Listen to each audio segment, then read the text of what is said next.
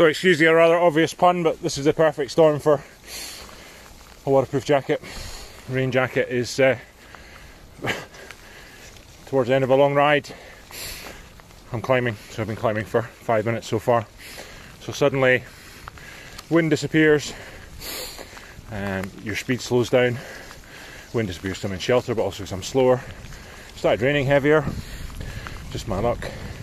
I'm producing a lot more heat, therefore a lot more sweat. So opened the jacket, not freezing underneath, not soaked underneath. Really impressive, really impressive. Really light. It's raining so much and getting heavier that I don't want to take it off. So, you know, it's like mountain biking in a big forest in Kielder or something. You come to a climb, someone puts the hammer down or you're late, and it starts raining as well. Ventilation from wind goes, and you just explode. Just can't get enough moisture out.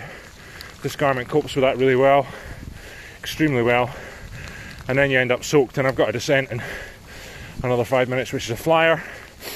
Probably going to be heavier rain, and I'm not going to freeze on that. So really great, you know, something simple as opening the garment up. I've got a really light, unusual base layer on as well. So trying to see how dry that is next to skin. That's very interesting, because a lot of other heavier stuff, you know, will soak moisture and you can't really tell whether it's rain or sweat. But base layer underneath is staying dry.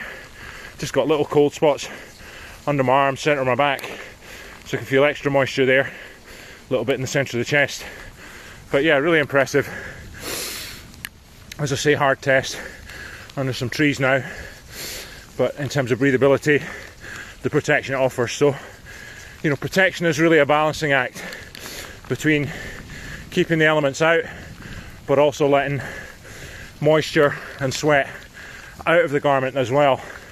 Otherwise you just overheat and you quickly freeze, and can't, as we've done here, open up. You know, you end up just wearing last climb of the day back to the car park or something, or back home or into work. You end up wearing everything and just miserable just because you're cold and you're soaked through. So this is much more about a system approach with our layers from 110, each layer complementing the next. Lighter, more breathable, much better value. You know, wear across a whole series of conditions. This rain jacket's just going to live in a pocket or a bag, or in the car, in your travel bag for virtually every trip. Light enough for summer use, and certainly enough protection for winter use.